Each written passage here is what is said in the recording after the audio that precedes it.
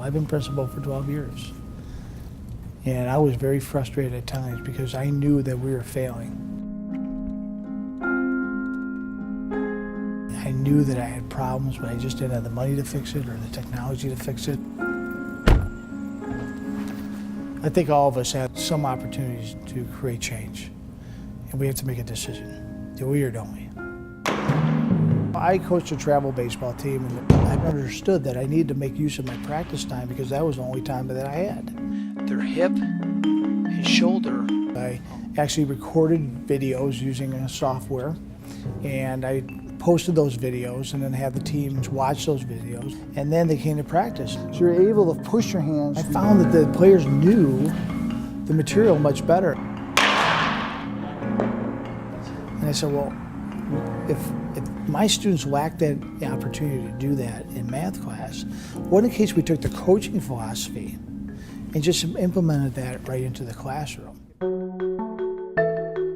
We started with one teacher who had 13 students who had chronically failed throughout their career, and they were taking a civics class. He was also teaching a traditional civics class, so it was an opportunity to measure the traditional environment versus the at-risk environment. At the end of 20 weeks, what we found is that this at-risk class actually outperformed the traditional class using the same teacher, the same materials, but just in a little different method.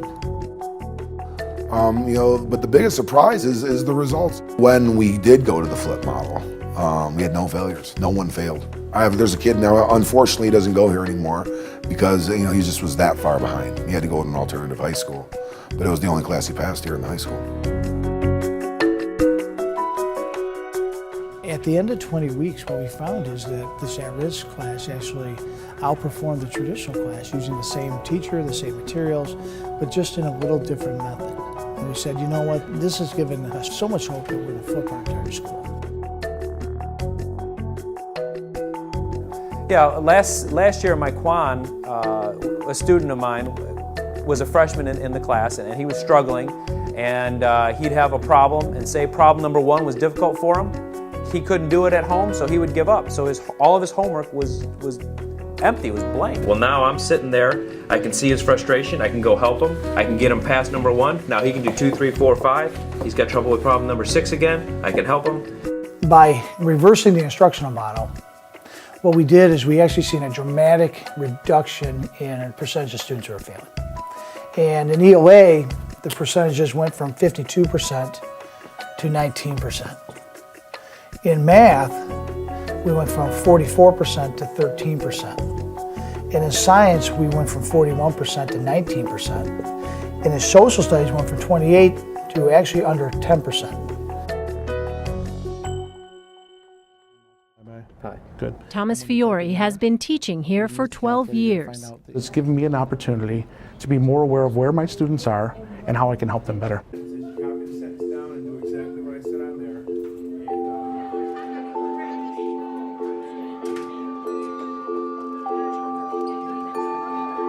In civics, we're going to discuss why we have laws.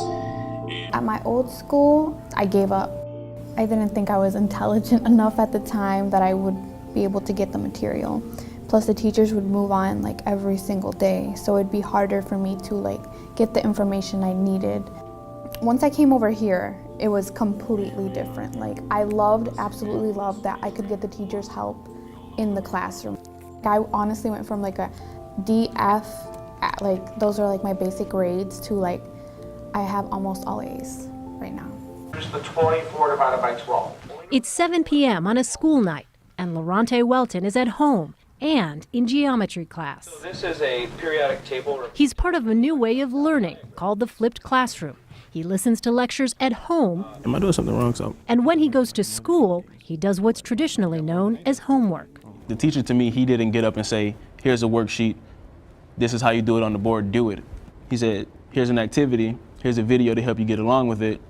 We're all going to talk about it, and we're going to solve any questions or problems that we have. To me, it felt like the teachers were starting to care more, and it kind of made me break out of my shell, so to speak.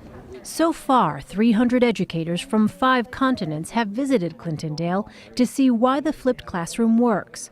Graduation rates have gone from 80 to 90% in the past 3 years. The failure rate has dropped from 35% to 10%, and college enrollment rates have jumped 17%. Lorante is among those heading to college. What is that like for you? That's a game changer for me. I mean, growing from Detroit, you know, not a lot of people see a way out. Clintondale gave me my way out. We remember that valence electrons. It's been the pathway to pursue his dream of becoming an optometrist. I think what makes me most proud of our story is that, we decide to act. It's really hard to take the risk to, be the first one out there. And I think that, we owed it to our kids and we owed it to our families. Big fella, come here. What's your name? Hey, what's your name? And also owed it to ourselves because we got into this profession really for a reason, to make a difference. And I think that, we owed it to all of us. In here. We usually don't let Lance Cruz guys in here. All right, Malik, see you. What class you going to?